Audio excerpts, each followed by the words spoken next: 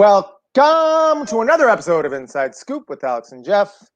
I'm Alex Dingman. I'm Jeff Doss. Let's do this, guys. How you doing, Alex? Doing all right, man. Good, good. How you doing, insiders? Hope you guys let us know who is in the building. And I want to tell you something. All right, I got stuff too. So, but you know what? Before we get into that, because I don't want to jump overstep it, because we are going to talk a lot about it, because we are sponsored by the Virtual Fight Tour. Yes. Virtual Fight. Then this past Virtual Fight Tour, the champion of champions. It was great. It was great. It was highlighted. It was the final match. No losers. One winner. Like we've known it to be. There was a loser. Yeah, I mean. Oh, I'm sorry. Yeah, there's only one winner is what I meant. What's up, Jackson? What's up, Andrew? Yeah, only one winner. So we're gonna get into that heavily. And the next one is going to be at the Diamond. So they just announced yesterday. So glad that came to be. That's a great move. So keep it up, Virtual Fight Tour. We're excited to be a part of that. And make sure you guys support them in any way you can. Get some swag of theirs. Message Jesse, ask about how to support him. And looking forward to the next show. I haven't gotten one yet. I don't know. I don't know how to do that. Too. Yeah, let's all reach out to Jesse and get a shirt. Yep. Okay. Right. I've been dying to get into this. Listen to this. This is not even into the karate yet. So I'm back home. So I told you and the insiders that it's like my house is torn apart, right? Right. Something happened to me on Monday that I wouldn't wish upon anybody. Let's check this, right? So Sunday, I was DJing a wedding. And I get home at like 3:30 in the morning, right? So I'm dead. It don't matter how late you were up. Those kids, right? They're getting up at 5 o'clock no matter what, right? Right. So when I get home to the house that we were in, I go to my wife and our daughter's in bed with her, and I said, "Listen, I just got home." And she goes, "Oh my goodness!" And I said, "It was rough going home. I was swerving. I was so tired." She says, "You sleep in. I'll take the kids. Don't worry." I'm like, "Great. I'm going to the other bed." Right. So at like 5 o'clock or something like that, my daughter, she comes in the room. "Hey, Daddy." And I'm like, "Oh, tell me about your day." So she was getting all into it. And then she goes, "I'm going to go play with dinosaurs now." So I'm like, "All right, go." In my mind, I'm like, "Oh, well, Lindsay must be in the other room." No. Oh. She snuck out of bed. Lindsay never even had anything to know about it, right? She didn't know. So, right? She comes up, talks to me, says, "I'm going to go play with dinosaurs," which she was doing. And then she decided, I'm going to grandma's house, which is like 8-9 blocks away. Oh, right? Wow. Not even that. I would say like 7 blocks away, maybe. Okay. Right? So she walks out of this house, and she knows how to get there because we're taking a walk there. Right. She walks out of the house. She's in pajamas, no shoes, nothing. And she starts to walk. Now, the neighbor of the house we were staying in sees this happen, talks to the other neighbor and goes, Do you know who this is? And they're like, "Yeah, I think I know who that is." So she gets in her car. Right. This is going bad. Yeah. Right. Drives up and says, "Who are you? Where are you going?" Little girl, like, "Do you need help?"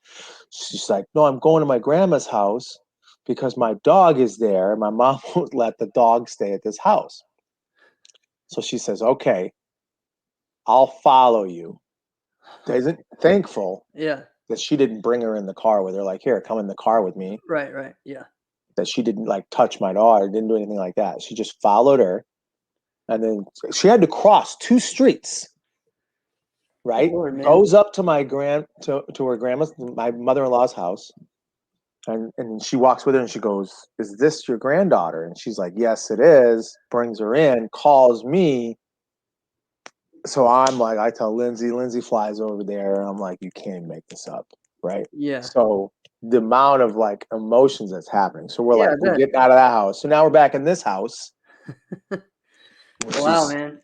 It's horrendous. Here's what's so bad. And here's what's so bad about being here, because the workers, there are guys, right? They got to come in and out so much, and they're leaving all the debris and trash like right outside the back door because we don't have an attached garage. So all the trash is just sitting right by the door. And then since they're coming in and out so much, the door is open.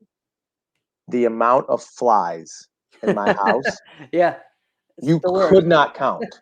You could every morning. That's the worst, man. Every morning I wake up and it's on the ground so far at least 100. Wow.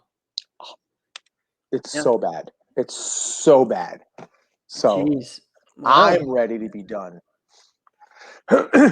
Yeah. Oh, thanks, fam. Stopping. We said we were going to stop. We're not stopping. Can't stop, won't stop. Nope.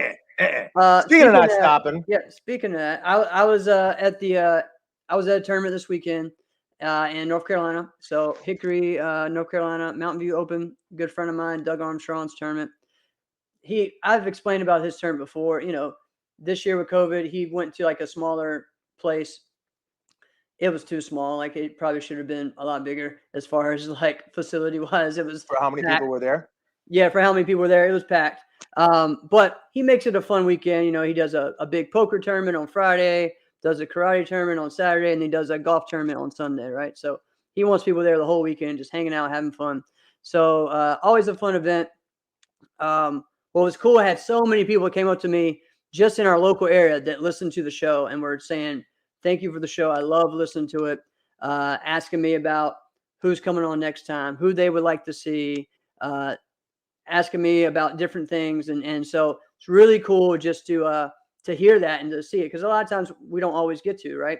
For someone just to come up to you in person and say, you know, they listen to the show. So thank you guys so much for supporting and keep telling more people about it. So that was really cool. The tournament was a lot of fun. So I didn't get to see too much of Amerikick because I was at that tournament and we, you know, hang out and stuff. Competing. Yeah, and I was competing. So I was coordinating, I was coaching, I was competing, and everything. So yeah, like karate renaissance man. It was fun, man. It was good to get back out there and compete.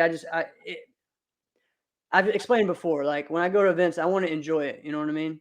So that's something that I stopped doing some because I was just focused on work.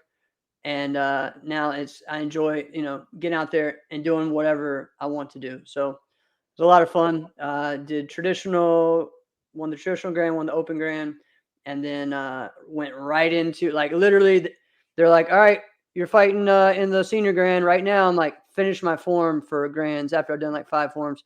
Went over there and did that, but lost by 1 point. But yeah, so more training to do. Damn. But was a lot of fun. So shout out to one of my students won the junior open grand, and Brian Pinda's daughter, I always get her and her sister's name, she won the junior traditional grand, and then Daryl Carter won the 18 plus grand, and Tony White won the senior fighting grand. So it was a great event, lots of fun. The biggest event that happens at this tournament is the breaking, and they had 5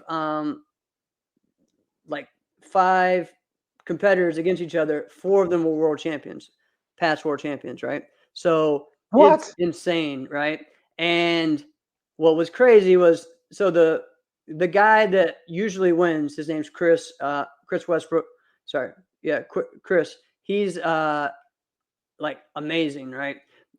Just a big dude, looks like a breaker, does this, you know, he piles up like 8 to 10 boards and does like a Hulk smash with both hands, you know, like boom, all the way through it, does some crazy stuff, right?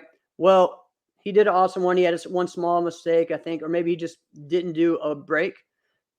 And like one of them didn't break. No, like I think he just skipped a break. Because where they start the tournament this way, right? With breaking.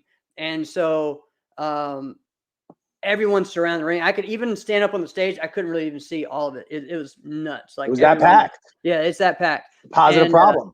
And so it was cool. And then lots of other great competitors. But this new kid, technically he's like a green belt, but he's like 20 years old. And this kid broke like 4, I think it was 4 boards with a 540, like like in the air, Stop, like just stop. crazy stuff like that, No. and did some good power breaks, but did some very difficult stuff, and just just killed it.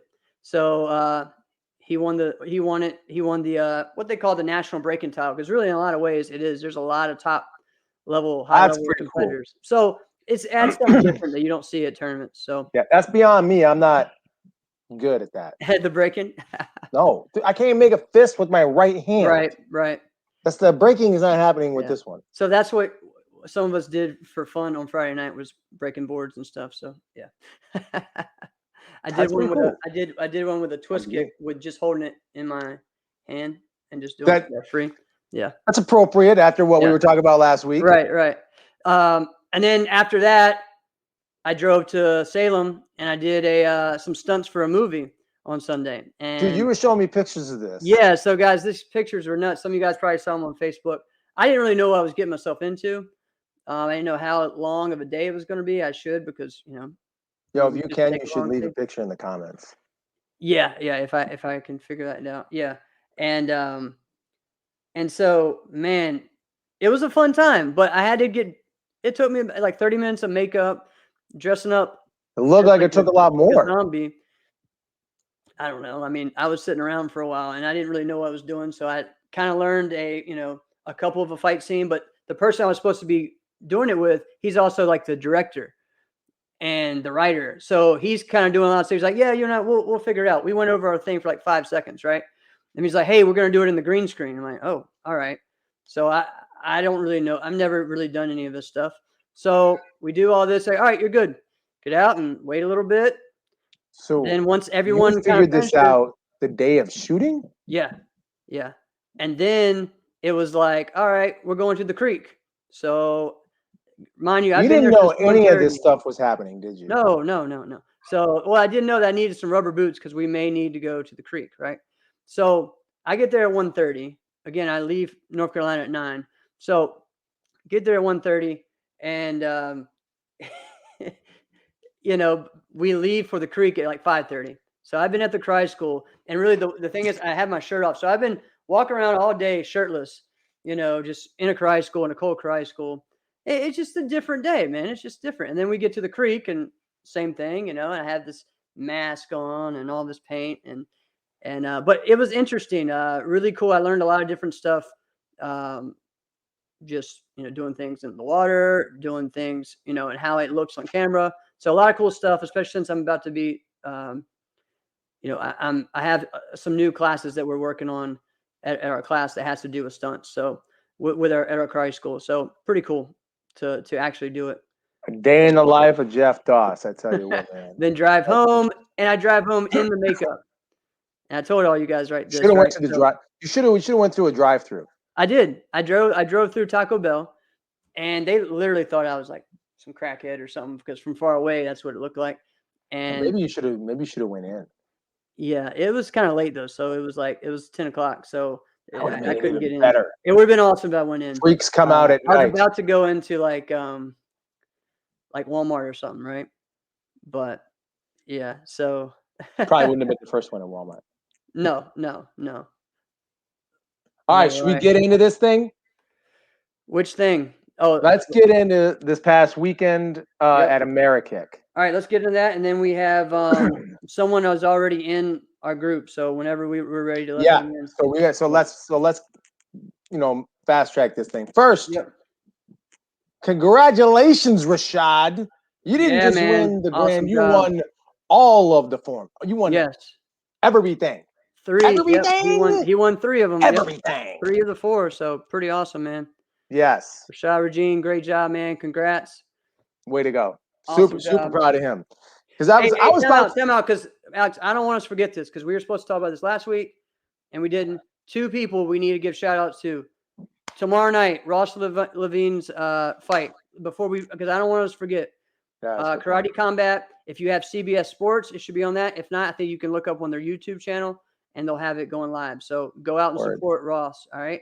And then in September, on the next Bellator card, Bobby Cerronio III. He grew up in the NBL. He was one of the original members of Team Proper. I've been telling everyone for a while, like, wait until he goes pro. And So I'm excited for that. It's going to be in San Jose. And that's good. Figure out how to watch his fights. I don't think he'll be on the main TV card, but he'll be on one of the prelims. So find a way to watch that either online or whatever. So yeah. Andrew just says 10 p.m. on CBS Sports for Ross. So that's cool. And that's Thursday. Tomorrow. Well, I'm on top of that one. So yeah. So all right, let's go ahead. But I didn't want us to forget that because sometimes that's good. That's good. So yeah, let's just go over that quick. Rashad dominated the men's forms. And weapons. Yep. And weapons. Listen. He won traditional grands, CMX weapons grands. Sorry, be mad at me if you want to, guys. And then CMX forms. I don't really care what happened from the women. What? I don't really care what happened with the women. What do you mean? Oh, in the women's forms? I don't care. Or fighting. I don't care. Wow. There was all right. Let me ask you a question. You say I'm here. Who was there? Who won? Haley Glass and Sammy Smith were against each other. So there you go. All right, never mind. So shut your face. I probably should have watched that. That would have been a little. I guess I'm more just tainted from like the fighting. It was like, well, who is that? What does that even mean? You know what I'm saying? Well, listen, I mean, there's more fighters coming up. Just because one person isn't there doesn't mean it's done. We got to build our people up. That's what you just said, because one person.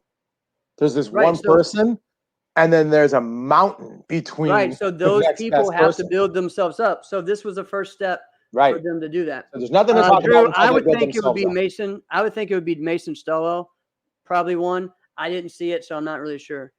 All right. Yes, the Sammy Haley showdown matters. I agree. All right. I agree. Okay. You're right. You're right. Anyway, moving on. So Enrique Latona was basically his tournament. Yeah, he top 10 USA 1 team fighting. Yep. He came out of the lightweight side. I believe he won the open weight. And then between he won the overall, like the open weight type. Right. Because they kind of put it together. That's right. That's true. They put it together in a tournament. And which from the heavyweight side for the VFT. Yeah, and he won the VFT champions. He came out on top of the 3 rounds over Darren Payne.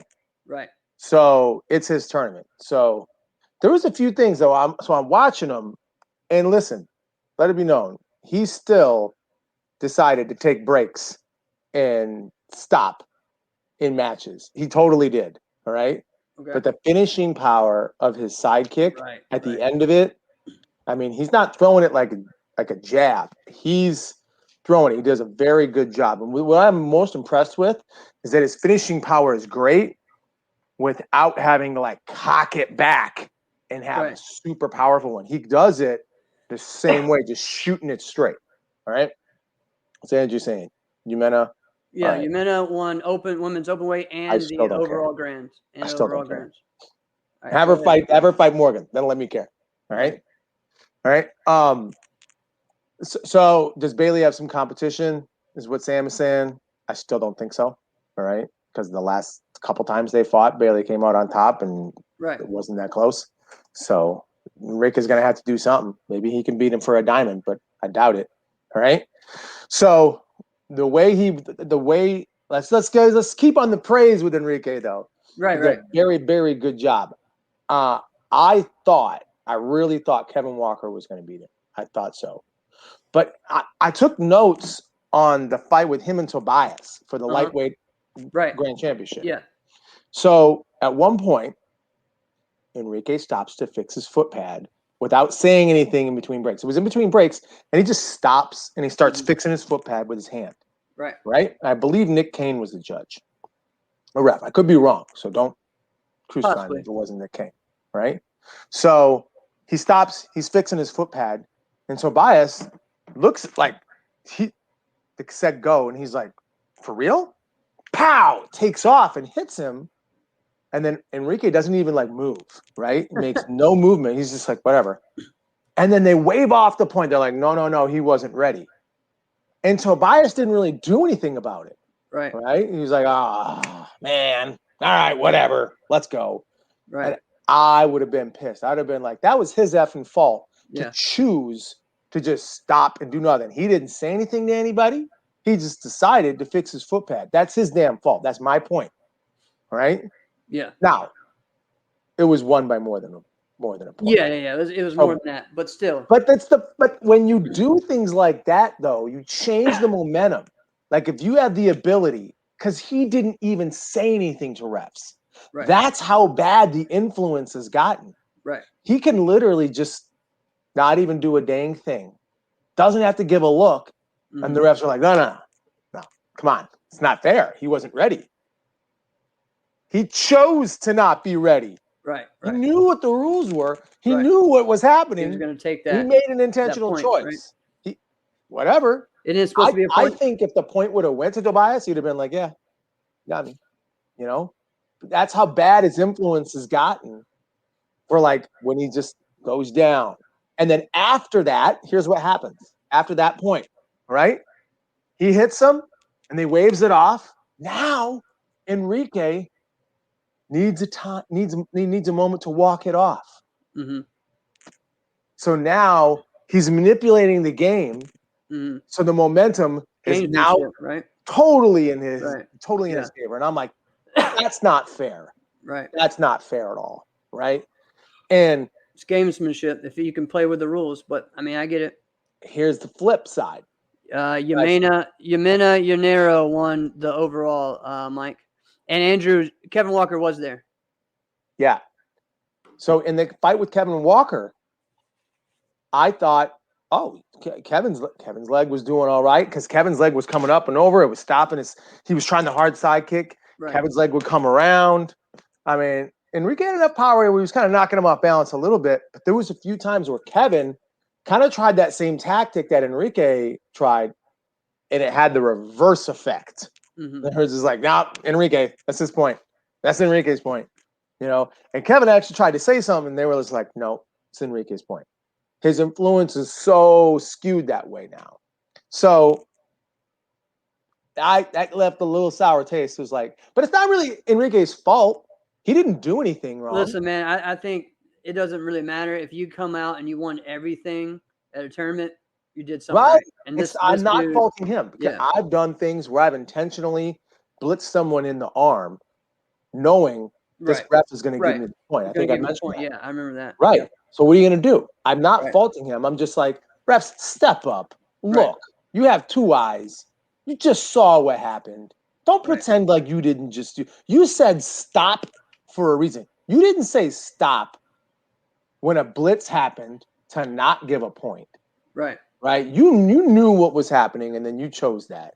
So that's why I'm like, come on now. Right? It's not equal. Yeah. So I watched a couple other matches. Okay. One of them was I watched some of Cam's fights. All right. Okay. So yeah. So in Cam's first fight, and this is one point where Cam, this is the fun. I had to write this down. It's so funny. Cam clashes with this dude from Leclerc. Uh-huh. They both just take off, whether it was blitzes or just step in punches. They hit each other at the same time. It was a legit clash. Like I remember watching it going like, all right, yeah, that's no point. The dude's headgear was literally turned around 180 degrees. And I remember like being like pausing, going like, two things. Number one, how's that possible? Number two, this is freaking hilarious. Yeah. Right? This is awesome. Never seen anything like that before. Because it'd be like one thing where like someone like grabs the head, punches the head. Like there was just a legit clash. So I was just like, this is interesting. So, but the other thing is he was very flat. Right? So I'm like, ooh, there's signs for people that he could be scored on here. Like he's letting these things happen. Mm-hmm. But then the Cam versus Ant fight was totally different. Yeah, it was completely different. He totally changed. Right. Now in that fight, though, I mean, that domination. When you watched the fight, yeah, what was your take on that fight? I might have a different one than you. I just thought he was just in complete control. The way I looked. I mean, there were some times. The same. Yep. I mean, there were some times where I don't know, like even when it looked like we've seen Ant be down, and it's like, all right, he's going to be on the comeback, and it was like he got that point, and then immediately just nope, shut it down. So So I I mean, feel it really wasn't that long of a fight because he won by the 7-point spread, right? I think it was a minute 20 or something running time. so yeah. So my take on the match was it ended the way it should have, Right. but the calls were like Yeah. totally off. Got it. 100% off. I didn't And get I to remember see. I thinking didn't get to like, really sit and examine it. Like I was driving or not driving, but like in between things. So I that's the didn't really get to problem see. with point fights. Is Yeah. when you're watching a point fight or even forms, right, in Yeah. sport karate, you cannot look away. You have No. to be glued Yep. every moment to the thing that's happening. Right. So that's even why I'm like, when I'm talking about like the women, I know if I watch this, I have to watch each and every second. Mm-hmm. Right. True. So I look at what's going on and I'm like, I know I'm not going to enjoy this. I know I'm not going to enjoy this. 20 seconds in, I'm going to regret being there and I'm going to have to finish it. Wow. Hater. What do you want me to do? Just watch. I'm sure there's some good fighting going Be on. a good fighter. Win. Do something notable. I'm not, like saying, there's a reason why we're like, where's Katana? Because we all know Katana's done notable things. Katana could go out there and make noise. There's a reason why we're saying these things. Right. No, right? I get it. If we're like, you but met it sounds like right now there's her. new ones. There's all new right. ones trying to come up. So great. So come up, it's just do something. I'm not entertained. I'm not entertained by any of it right now. I'm just not. Right. Whatever. Anyway, so with the Ant fight, Ant and Cam. So there was. I remember seeing clashes. There were just clashes that I thought, oh, that's clearly one way or the other, and then a point that should have been one way or the other. But I'm keeping track myself, and it still should have been Cam, right? Right. But I just don't. I just don't understand it. Like, what are we doing? Like as refs, like there's clearly no. Right. All right, I'm gonna. Well, we talked about. I'm gonna try not to. Yeah. All right, because we got a guest coming in here in a second. So I remember having this conversation with somebody, and there was all right, someone blitzes, someone defensive side kicks. All right. You just go like this. It could just be a guess, right? But both people can be hit, and it can go one way or the other, legitimately. All right. So I try to use this analogy of like baseball, and I don't even like baseball, right? If a runner steals second, okay, but the tag gets there at the same time, right? Is the runner out or is the runner safe? I'm asking. Okay, I'll tell you. It goes to the runner. So. Right. The rule is the tie goes to the runner. Right. In this scenario that I'm bringing up, the person blitzing is the runner. Right. Okay. So this is like, probably like 10 years ago, Jai Tension was leading the pack of like, those are just chambers, and I won't disagree with him. Right. Right. Because if he blitzes and I chamber and he's pushing me back, why should I get that? Why should I get? Yeah, exactly. Yeah. However, if we're both coming and I side kick, I've hit you, and now you push through the side kick. Well, you've already been hit, right? And the rule is who hits first scores. Right. So I've already done my job. Now you come after I've made contact to hit me. I don't particularly care. So it's like there can be a scenario where both people get hit, and it can go one way or the other. Right? It does depend on the scenario. It really does. So this is kind of when I say like I don't understand what they're doing now. There is literally and that exact description that I brought out was probably never been talked about. Never. Oh yeah. And it is one of the most important scenarios that I just brought up. It is. Cam's back fist though for the weekend is just incredibly fast. Yeah. It's just it and Ant lacked anything that would give Cam a reason to pause. No, he just didn't. He had nothing to give him. So Cam really could kind of I could tell Cam figured it out like 10 seconds into the match. He was like, I've got this thing. Right. Yeah. There was a lot of great fighters there. I liked what James Poor brought. Yeah, it was cool to see him back, man. Very fast. Had a great. He's good. He has a But great clip that out of Tobias that kid, kick. one time, Tobias is going to beat whoever comes out of the lightweight. He's going to be the lightweight winner. Yeah. And we could see a scenario where he ends up being the lightweight overall champion. And we go, well, some might go, who the heck is this kid? You know, how is he the lightweight winner? You know, it is I really totally like this possible. kid. Yeah, I really like him, man. He's in a good camp. He's working hard, and he's going to events. Who does he train with? I don't know. Someone else will When have you say to. he's in a good camp, like what do you mean? He's on All-Star, so I mean, that's what I'm talking about mostly. Yeah. Okay. Yeah. I see. I see what you're saying. But let's get into who else that you want to talk about. Darren Dude, Payne. Yeah. Darren Payne was my favorite fighter for the weekend. Right. I'm watching Darren Payne fight. First of all, I didn't think he was as heavy as he is. Right. Yeah. No. I didn't think he was in the 170s or the 180s. I thought he was like in the 160s. Right. But he's taller. I think he may be like 6'1". Is he 6'1"? Something like that. Right. Possibly. Yeah. It could be. So I'm like, oh, all right, it makes sense. Right. But he's his leg was good. Right. Yeah. And listen, if you show good front leg, I'm probably gonna say something good about it. Right. Of course, yeah. That's what we joked about. Yeah, exactly. Oh well, you know, if you have a good on the other side, which I'll mention, if you had a good kick and you fall off, yeah, I'm gonna notice right away Brian Rodriguez, right? Brian Rodriguez versus Darren Payne. That was the first match. I'm like, ooh, this is going to be good. And it was over quick. Right? Darren's faster than him. And Darren's got a better blitz. And Brian Rodriguez, I hope for him it changes.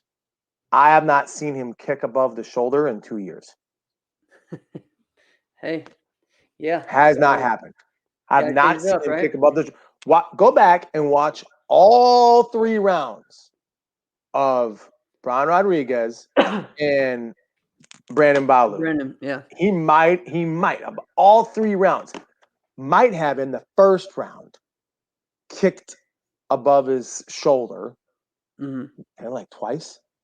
That's 0 times. Now Darren's leg was going. So what that's and he was moving it up. So that's forcing Brian to go back. Well, now you have no advantage because Darren's longer than you. He's faster than you. What would you say you're doing here? Right? So you're supposed to be a good kicker and you weren't. So listen, been there. And you just got to kind of, and sometimes what we do is we go back and we got to go like, all right, I was resting on what I was able to do in the past without training on that specifically. Now I got to shift gears, right? Get into that a lot more. Ugh, I get it, all right? Had to do that after a broken leg, so I understand it, right? Right. But he ain't there right now. He's not, all right? His kick is coming up here at best. Right. So if he fought Avery Plowden, I don't think he'd score a point. I don't think. Yeah, because that's what you got to do with Avery. So it's already been known. No, it's already been known. You can't kick above the shoulder, right? So if Avery's right here in that L guard, anytime Brian picks his leg up, he's going to get hit. Right. He will be hit every time, right? In a match like that, right? Because you're not a threat to do anything with it. It doesn't have a lot of power. So all you're doing is you're not able to defend yourself the same way because you're on one foot. You're just opening yourself up to get destroyed because you have no offensive threat. That's how Darren made short work of him. Right. Now. All right. So what you were trying to say is he needs to change it up, right? It's very simple. Okay. It's simple, but not easy. Get to your point. You take forever. We're trying to get a guest from here. All right. Anyway, congratulations, Darren Payne. Right? Yes. Let's get to that. Congratulations, Darren Payne. I was really impressed with him. The way he was able to manipulate his foot. All right. Didn't end up his way. The way that Enrique was able to get behind him in the VFT fight, I think was the difference maker. The fact that he could get, as he was kicking, Enrique was able to get behind Darren. Right. And that was one of the difference makers there. But yeah, let's get our guest. Great fight. Yep, let's do it. Let's bring him in. Excited for this one. Mine left already. And look who it is. We can't even see him. Look who it is. No, we can't see you very well. It's a No, little you're not dark. supposed to see me. You're supposed to see me? Well, it would be ideal. I mean, I'm let's see that beautiful beard. Yeah, all right, There we it is. go. It's great. How's that? That's all right. What's up, Joe? How you doing, my friend? How's it going, guys? Ladies Doing and gentlemen, well. we have Joe Greenhalgh here. I don't know who he is. I would love to but get. We were whatever. just talking about the Amerikick. Were you at Amerikick? No. Okay, but you had people who were there, and you were following the event. What was your take on I had the some event? kids that were there. On the event, I wasn't there, so I really can't, give you my take. I can tell you that I had some of my people complain. Tell me about it. About some judging. Listen, I'm not here to complain about Amerikick. So I'm going to complain about the New England Open. All right, let's hear it. How about that? Yes, sir. Well, I'd love to hear this. So the first thing is, in the NASCAR rules, you're supposed to split the tall and the short black belt divisions, one. And at the New England Open, they split the boys, but the girls, they didn't split them. And my girl, who was only 5 foot tall, your own tournament? This happened at your tournament? Yeah, my tournament. Listen to me. Listen, I'm not gonna. This happens at every tournament. It doesn't just happen at one. It happens every tournament. And if I'm present, I'm the guy that goes, hey, we got to split this. And they're like, oh, no, she signed up for short. She's 5'9". This girl's 5 foot. She doesn't belong in the short. And I make a big stink about it. And of course, they go, Greenhall's over there complaining again. Now, well, no, listen. The rules are you line them up, you split them. If there's 8 girls and 6 of them are 5'9", and one of them's 5 foot tall, and 2 of them are 5 foot tall, the 2 that are 5 foot tall are in the short division. The rest are in the tall. Right. One. That's the rule. Okay. So they did it. We do it for the boys, but we don't do it for the girls. So you wonder why we have no girls. Right. Exactly. So too. Listen. In the forms and weapons divisions, there's no criteria. Nope. There's just nothing. There are people doing extreme forms or extreme weapons, doing an aerial and beating people that are doing 5 or 6 techniques. Right. That's bull. You know what? It's bull. Oh, we have no criteria. Same thing in forms. We have no criteria. Can you hear me? Yes, sir. Yo, can you hear me? Yes, sir. Yeah, we got you. Hello. Joe, go for it. Okay. We got you. Okay, so I'm not here to complain about one particular event or another event. I'm here 30 years into NASCAR, a sport that I love. I love NASCAR, and it's not getting fixed. Right, it's not improving. You have people that are great. They're great forms competitors or great weapons competitors, and they leave our league. They leave us. And what do? They go do another sport, or they just don't bother competing anymore in NASCAR. They don't bother competing. It just doesn't happen. It's a shame. Well, yeah. So we asked this to a lot of people, like, where do you think this is going? Where do you think? Going? Well, it's not going anywhere. It's a loaded question. Right. So it's not going anywhere. Well, I don't mean the problem. What I mean is the sport. The sport. The sport's not going anywhere. I wish with all my heart. I wish with my kids. I wish with the students that I have. I wish that, and there's not a doubt in my mind that this could be bigger than a lot of other sports. Right. It's just not going to go anywhere. Fighting is the judge. So it's my opinion. I've had this conversation with Jeff before. Yeah. I believe that if you have a good ref on one side and a good ref on the other side, you only need 2 good referees to judge point fighting. If you have 2 judges that have integrity and know what they're doing, one judge can call a point if he knows what he's doing. Yep. One judge. He sees it. He saw it. He has integrity. He's not going to cheat. He don't care if you're Raymond Daniels, Bailey Murphy, Brandon Ballou, Brian. He don't care. He's going to call the point. And the other guy might call the other way, which means there's no point. You know what I'm saying? Yeah. You're getting kicked in the arm and calling points. That's why people don't come back and fight. Exactly. We're not offering them anything. There are good promoters out there that used to have good events that aren't doing events anymore. Mm-hmm. Listen. I would love to run the New England Open again. Love to. Yes. Yeah, it's just not in the forecast. I'm not a guy that they want in there, or they got excuses why they don't want me in there. It's okay. You don't want me in there, it's okay. Well, what do you mean by that? I still love NASCAR. Like they don't want you in. Like you don't play the game, or what is it? I've been asking for a year. You've been asking to go back. I don't know. Right. So for all of us, I've been asking to come back. I've been asking. For all of us wanting the New England Open, I've been asking to come back. Yeah, well. Wow. Yeah. I've been wanting it back. I've been wanting to come back, and I get, oh, we got to have a vote, or we got to put it out there and see what everybody says. Well, that's baloney, because Charlie Lane didn't have his event a couple times and came back. Nobody put it to a vote. Nobody put it. Right. He just wanted to come back. He got to come back. And that's not a knock on Charlie Lane. I had a swine flu first. No, it's not a knock on anybody. No, it's just it's a knock on the system. Yeah. It's just an example. It's a knock on the sport, right? Yep. I had the swine flu at my tournament. One of the first or second years, I lost $30,000. Lost. Did I not pay? No. I went and remortgaged my house, and I paid all my bills. Wow. I didn't stiff anybody. Right. I don't stiff people. You have to. We're martial arts people. We're supposed to have integrity. Integrity. Yep. There's a lot of that missing. A lot of it is missing in martial arts. It's a shame. Yes, sir. It is. It definitely is. It's a shame.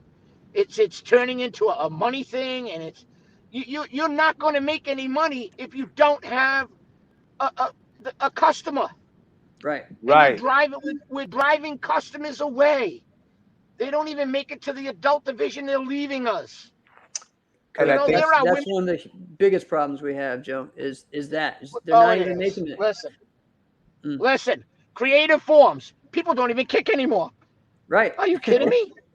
Yeah, we don't even kick. We're karate people. We don't even kick. Are you kidding me? Right. Are you kidding me? So there has to be criteria that makes it where you have to kick. There needs criteria. Listen, and you know what? We had a whole year off. It should have been done. Listen, if you're doing creative forms, you need to have a 3 or 4 kick combination. It has to consist of this kick, this kick, this kick. If you're doing extreme, you need to have a flash kick, a 540, an aerial, or whatever. Or you can't do extreme. You got kids in there doing extremes, and you know what? Is it any fault of the kid? No, it's the fault of the judges. Yep. Because judges don't know any better. Right. And Jeff, I had this conversation. I truly believe if you have a judge that has integrity, yes, sir, you only need one judge.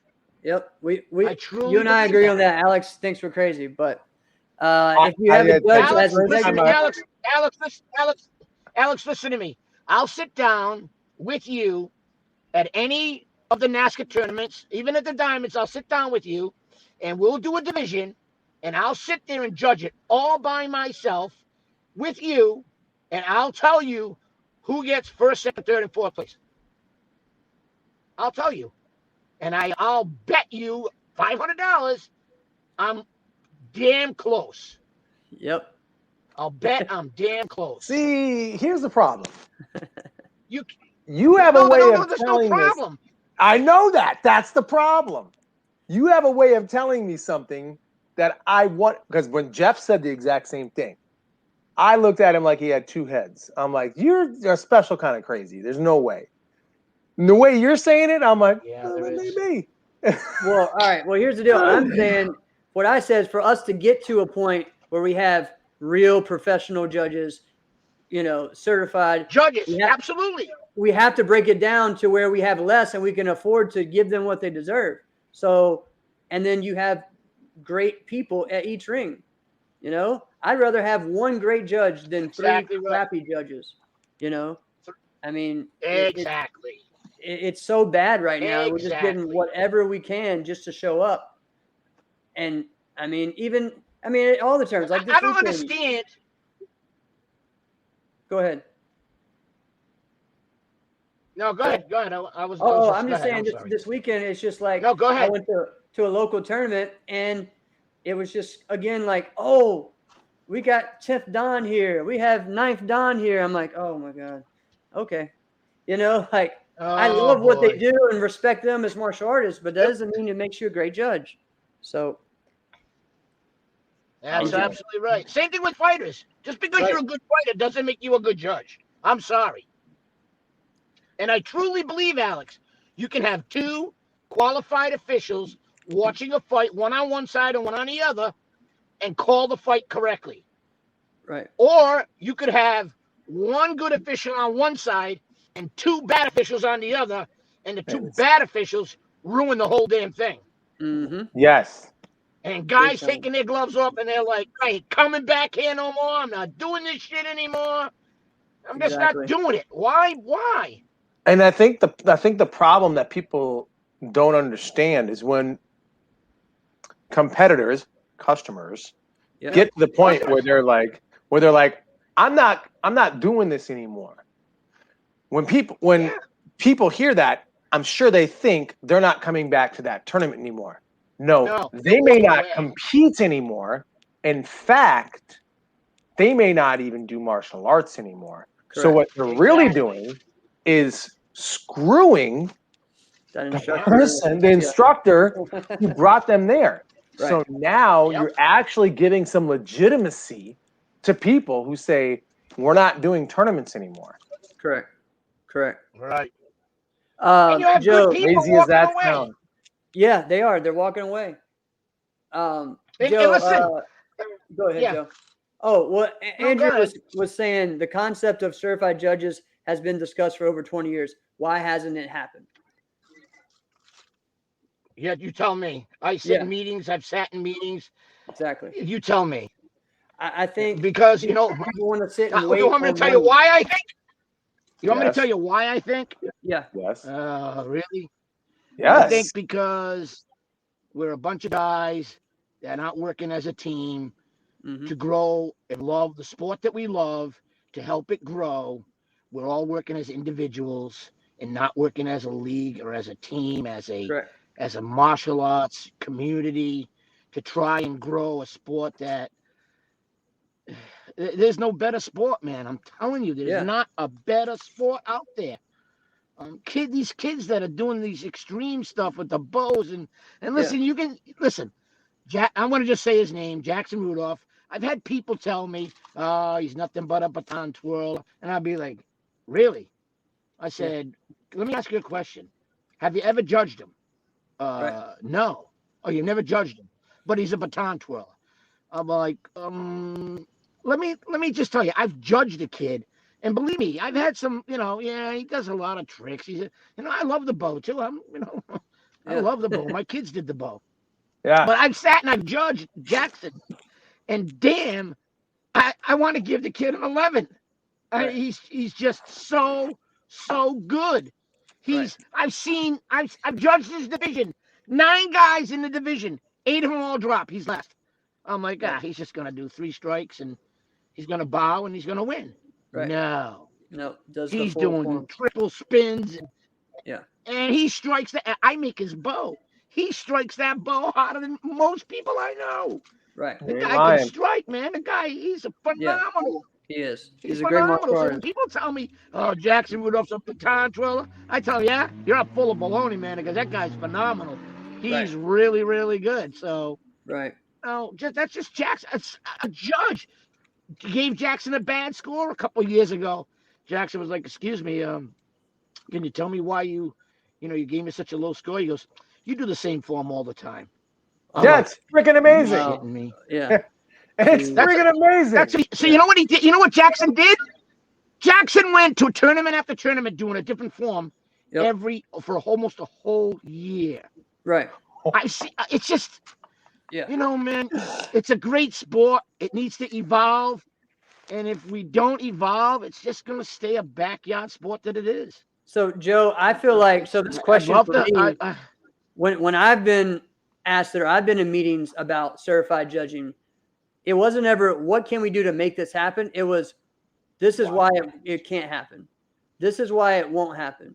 It was always, well, we don't have the money to do this. We can't afford this, or this is what we need to have it. And until we get this, we can't make it happen. So it's always a negative mindset that wants to keep us at this level. Yeah. You don't need money. Right. And you need training. Ultimately, I think as a sport, we would love to be where we were 40 years ago. Oh, what a sport. We would love to be where we were 35 years ago. We would love to be there. Yeah. I love the sport. Soak that in. That's where we're trying to get to. Right. Yeah, I mean, it's now again, some of the things that happened in that time are why we are here. You know what I mean? So the money didn't get put back into the sport. You know, the sponsorships that we had, it didn't get put back into the actual sport. So nope. You know, like the whole Budweiser thing only lasts like 2 years. You know, and what a lot of people don't tell you, there wasn't really that huge of events because they spent the money. They spent the money, and just about the top 8 to 10 people went. You know, so there's things like that you know we love seeing it, but as far as that money for that, it only went to those few people. So yeah. Yeah. But yeah, I mean, Joe, no, I agree, man. Listen, here's another thing. Go ahead. Listen to me. Let's just 1 minute, right? Like you take let's take 10 and 11 black belt fighters, kids, right? 10, 11-year-old kids. Sometimes there's maybe we'll say 20 kids in the short and the tall total, right? So 10 in the short and 10 in the tall, right?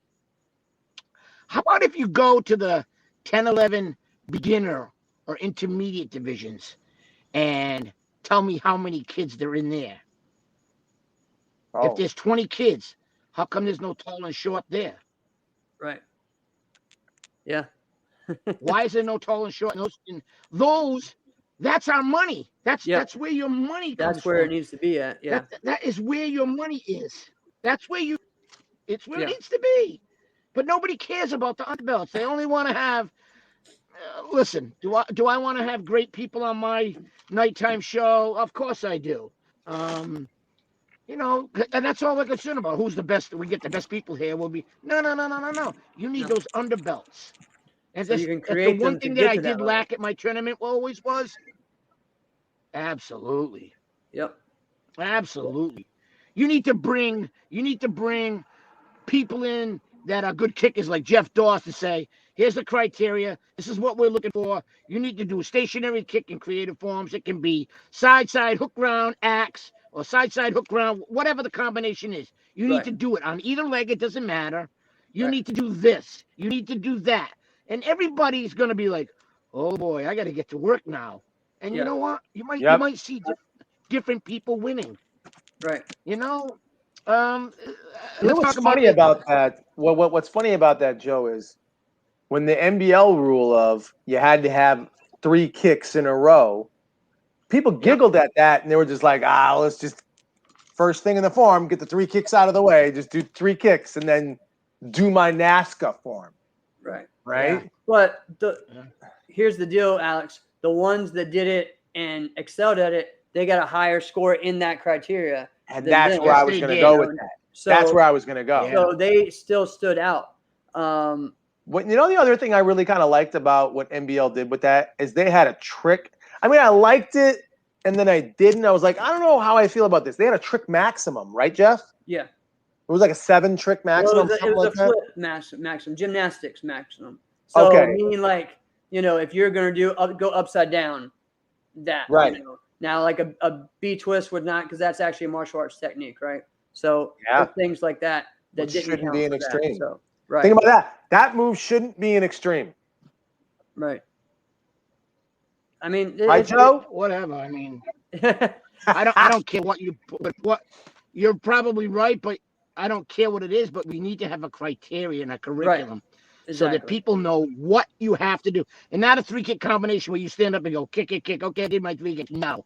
You need to have, just like in gymnastics, you need to have a hook round. You need to have an axe kick. You need to have a round hook round. You need to have certain kicks in creative forms. That's what makes it creative. That's what makes it martial arts. Right. These kids today are just doing chop, punch, chop, punch, chop, chop, chop, chop, chop, punch, punch, punch, punch, fingers out. Oh, okay, look at it. It's just, oh, man. It's sad. Man. Yeah, I mean, let's do this. I feel like there's not a criteria, Joe. I know. I feel like the criteria judging, is you can't do this. That's it. Instead of what you should do, and that doesn't really help. Yeah. You know. But wait a minute. I'm going to get Joe to say something positive. Just wait a minute. I was thinking about this past weekend. No, I'm going to. I was thinking about this past weekend as I'm watching some of the fights. And I'm watching the fights, and I come to a realization. I'm like, I can't come back. I can't come back at Fight 18 Plus. These guys would make short work of me. Like, there is nobody. Why? Because they're so fast. You said it. Yeah. There's nobody who can just kick. Like, even when you say like Enrique Latona, guy was just like drilling guys in the back of the head when he would come in on follow-ups. All right. Yeah. And there is nobody really in the 18 plus who's just punching. The talent level as a whole is as high in the men's fighting. Ever been. Yeah. Exactly. Yep. It is. And I'm looking at the talent. Except in the heavyweight division, because Cam Dawson is above and beyond the majority of heavyweight fighters. Right. Yep. That guy should be doing karate. He should be doing karate combat or Bellator. Or he's that talented of a fighter. You're not lying. Agreed. He's a very talented fighter. And listen, a couple of my guys, Brandon, a couple of even Bailey's talked to me about moving on and doing karate combat. And I'm like, yeah. I said, if you want to do that. I said, but right now, I said, you guys are in the top of your game. You go to these tournaments on the weekends. You can win yourself. Used to be 1,000. Now it's 500 or whatever. And when it should be more than that, it should be more money. It should be. Right. It should be. I don't believe in going backwards. It's not lower. I believe in going forward. Exactly. I mean, the amount of competitors isn't that much lower, and in some tournaments, it's like higher. It's higher. They had 30 in open weight this weekend. Like, come on. You're not enticing them to want to go. You should be doing everything you can to get people to come back. But the problem take a loss. The problem is they're going to get everyone, Alex, to come back so that we say, get the numbers up so that way we can give you more money. And they're like, they're coming already without us giving them more money. And so now they're never. That's what I said. That's what I said from the start, right, Jeff? And I said this will never go back up now. They need to get Andrew. They got to bring divisional prize money back. I agree. I think that was one of the worst. It has to. Yep. There's changes that need to be made because the sport right now is in a good place. The virtual karate stuff was good because it got people interested and people think that, hey, you know what? Maybe I can do this, or maybe I can go to two of these tournaments and get involved, and I could do this stuff, and that's what you want, and you want them to have a great experience. Yes. These underbelt kids that are coming in, because there's not a lot of them. There's just not a lot of it because these guys that have these, these McDojos that are giving away belts. Their black belts can't compete with the intermediate belts. They're that bad. So it just, the kids in the underbelts division, man, split those divisions. Give them a reason to change. Give them a reason to change, do work. Give them a reason to be competitive. It's terrible. Listen, the kid Ben, whatever his name is, the kid with the bow. Ben Jones. Oh, my Lord. I watched his form this weekend. It was phenomenal. It was awesome. But you know what? If the kid makes a mistake, I give him a 9.5. Right. Yeah, and it's a small, tiny mistake. It's like, come on, right. it's But crazy. you can't tell a kid like that, hey, listen, I saw your form last week. It was better last week than it was this week. That's why I gave you a 9.5. Are you kidding me? You can't do that. You just can't do that, man. You got to judge me on what I'm doing against these knuckleheads today. Oh, that's what you got to do. You got to judge me on what I'm doing today. This is what you judge me on. It just. I've seen you do this better before. Right. Well, that was before. That was before. We're talking That's about not today. now. This is what we're doing now. Exactly. The girls, the women, there's not as many women. But you know what? There's less women because we're not treating them fairly. Mm-hmm. You got to treat them fairly. You got to give them an incentive to come back. There's no reason why they. There's no reason for them to come back. Why do they have to come back? Right. The only reason why some would stick around and go to it is if they were just like, you know what, and it would be a rare breed to go, I'm going to beat Morgan Plowden. That's going to happen, and I'm going to do it. I got a woman in my school. I keep telling her, Dana, please come out. Please, I think you can be it.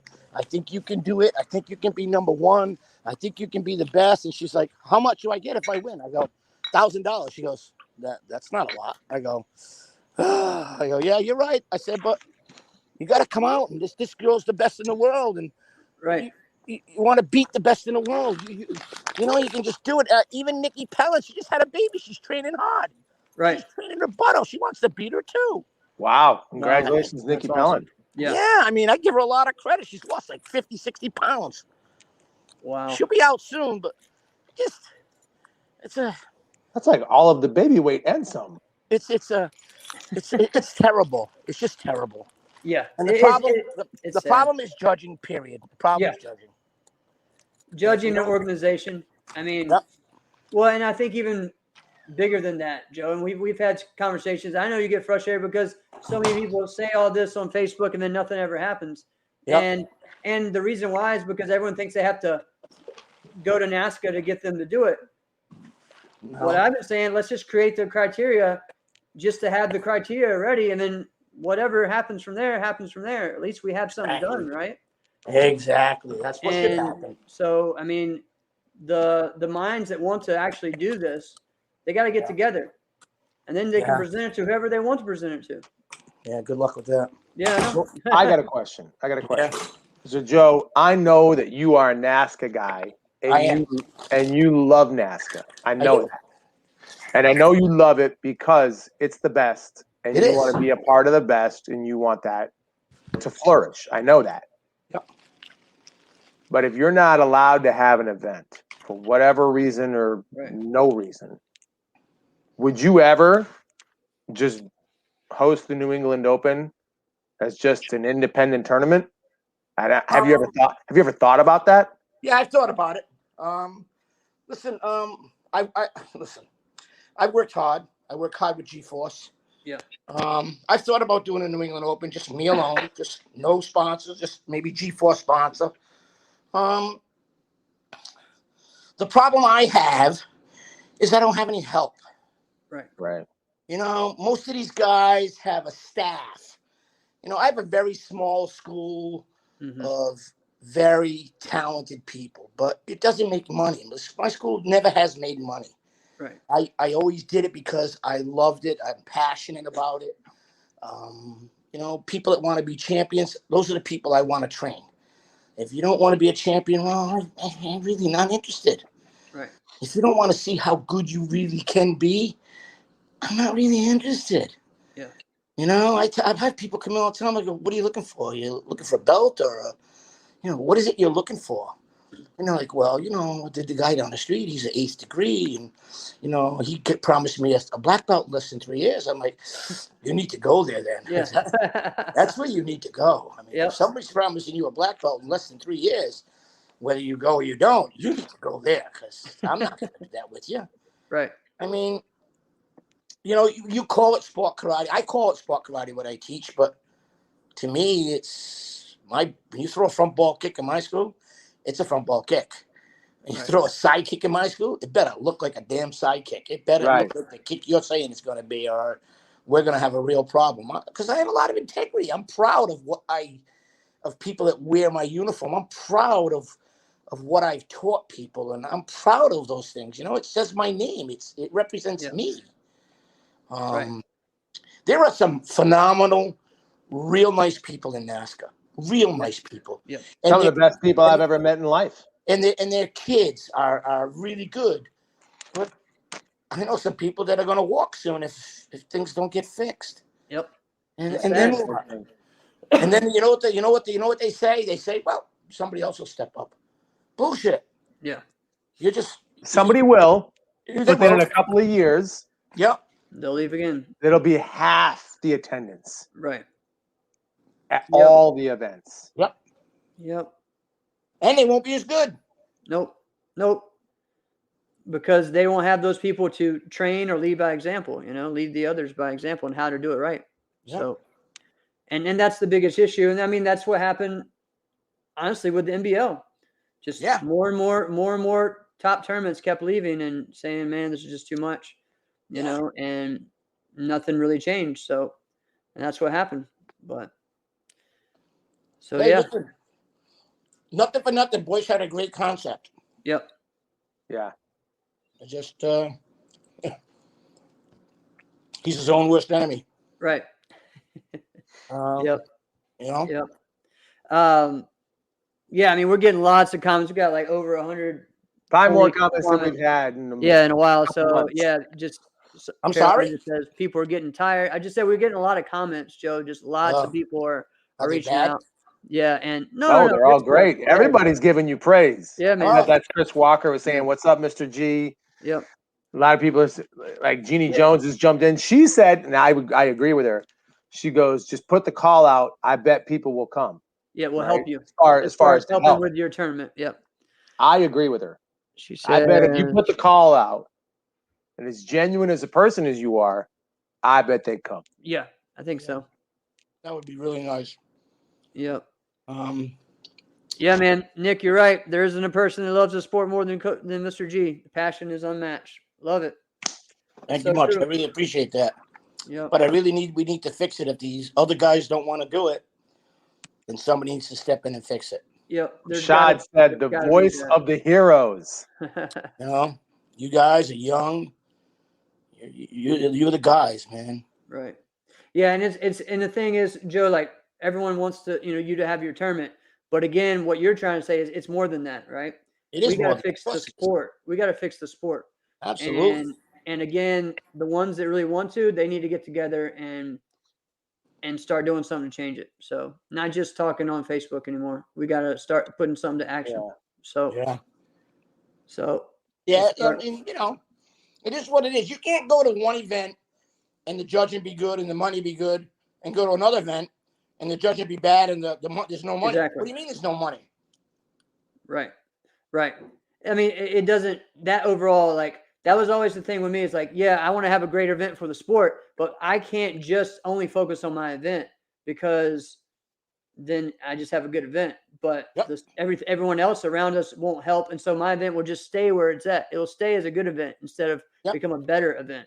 Because when my event's great, then the next one after it should be even better. Next one after it should be even better. We can't keep going and going. So you need a group of guys that get together and they have the same passion and they put the same amount of work or money or whatever it is you can bring to the table to make the sport better. Some people can bring money. Some people can bring passion and ideas. And some people can bring computers and mats. And some people can, when I did mine. I really think in 2022 you need to have the New England Open. I think here's what I genuinely feel. I feel if you just decide the New England Open is happening, right? Yeah. And you get some momentum behind you, one of two things is going to happen. Either NASCAR is going to say, okay, you can come back. Or they're going to say, no, we're not going to support you. But it's the people. Right. The people will. Yeah. You really think that? I wholeheartedly believe that. Joe, I really believe that. Jeff, what do you think? Oh, I agree. I mean, that it's been proven with people, that have gone on and done it on their own, you know. So I definitely I didn't think so. the show was going to go this way. I had no idea. Right. I never know. I never know how the Well, show. we never know how the show's going to go. So Well, you shouldn't. It should be on it. It should be a free flowing thing. It should. exactly. Right. Whatever happens, happens. Whatever comes up should come up. Exactly. You know, I mean, some people can listen. You can talk bad about Joe Greenhalgh, or you can talk bad about Jeff Doss, or, you know, me. I've had some great experiences with some of these guys, but just some of them are in it for the wrong reason. Right. And they're just biding their time, and they really don't want to change. And you have to evolve because the sport has evolved. You know, kudos for Jesse and his VFT. Yeah. You know, I really wish Josh's thing would have taken off. I really. What did you think is what held that back? Because I thought that had some legs. What did you think held that back? You really want me to tell you the truth? Yeah, because I have an opinion, but I'm curious. Yeah. Oh, man, we're gonna get. I think Josh listened to too many people and made too many changes too quickly. I think he just listened to too many people, and he made changes. Okay. Each event he was making a change, instead of saying, "Okay, this is season 1. This is what we're doing in season 1. Season 2, we're going to make changes." But yeah, that's a very good point. Yeah. I just think he made too many changes. My idea was actually a lot more drastic. I was saying I thought he should have just went get the boxing commission involved and go total full contact. Get them sanctioned and then just go total full contact. Yeah. Here we go. Yeah. And now there's a legitimate jump. Like if you want to go to the next level, it is what the name is. Pro point. Right. Yeah. But that's kind of what I thought. I thought this is logical. And the no knockout thing didn't help him either. No, that's what took it away. And I get why he did it. Right. Because he didn't want to get stuck by the boxing commission because they're the freaking mafia. You're right. You're right. He should have brought him right in. Right. But if you bring him in, then you got nothing to worry about. Right. You're right. You're absolutely right there. Yep.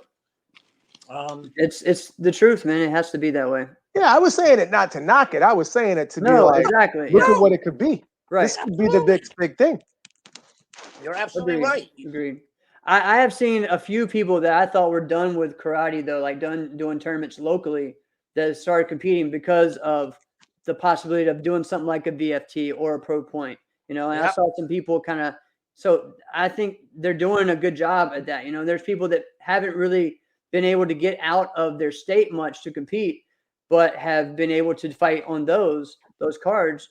So that's been a great thing, and I hope that when because right now we're pretty much back into the full swing of things with the sport, but that could work together, because that's my only thing is like I want to see the next pay-per-view during all of this, and we haven't. I love how Jesse is working with the tournaments to do the champions thing, but I do think we still need those pay-per-views. So yeah, we do. So because they were fun. Here's another thing. Down in Florida, Jeremy Roque. Yep. I mean, me and him butt heads all the time, but I love the kid. He has a lot of ambition. He's trying real hard. I mean, I love the kid. He's trying, right? Yep. You go to some of those tournaments, they have double elimination for fighting. Why don't we have that in NASCAR? Yep. Why not? Right. Why it's great. That's what I liked about what the Pan Ams did with their WKF fighting event when they did that. Right? They had, and it was basically a super fight division. They just called it WKF fighting. Yeah. And they had double elimination. And I'm like, this is freaking cool. Because that's what they do in Florida, man. I mean, it's just all of them down there, double elimination. So yeah. So yeah. No, I mean, I agree. I love it, Joe. Those guys are doing great things. Pro Max doing some great things. And, I think there's ways for everyone to work together. So there is. Hopefully we can get something sparked, not just with this conversation right here, but talking to everybody and get something going. So let me know when you guys are ready, because I'm ready. Yes, sir. Sounds great. Sounds great. Joe, we're going to go ahead and finish up. Thank you so much for joining us, man. Thank you very much. You brought the heat today, and you named things that needed to be, that passion that needed to be said. So thank you so much, my friend. Again, I do love the sport, and I always will love the sport, and I'll do anything to help it. I really will. But you can't do it alone. You need to have a team of people to do it. It's got to be a real team that's going to work together. Exactly, and the goal is to grow the sport. The money comes automatically. Yep. When you grow the sport, the money comes. When you have 2,000, 2,500 competitors at every event, sponsors are going, hey, how do I get in on this? Look at you guys. Right. How do I get in on this? You guys that's only 2,000. That's only two, and that's you're right, absolutely right. And that's only 2,000 people. Exactly. It could be doing 6,000. Exactly. Yep. I've said many times, like NBL does at the end of the year, maybe the end of the year should be June. And we should have one event and have people from all over the country or who have some seeds, let them come in, and all the promoters put up some money, and let's give the money away and make some college scholarships, or let's make it legit, man. The minute you start saying college scholarships, people are like, what? You have college scholarships in karate? Yeah. Really? Wow. Yeah. You just, wow. And it doesn't have to be a lot to start. It's a start. You got to start. Yep. You know what I mean? You got to start somewhere.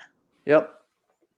So, yeah, I'm ready, man. I'm so upset and so still passionate about this, and I'll sit and listen. I'll help anybody that wants to make it better. Awesome. Thanks for having me on. I really appreciate it, man. Thank you, Joe. We always, man. This has been great. Thanks for letting me air out my laundry today. Our doors wide open. That's right. Always, man.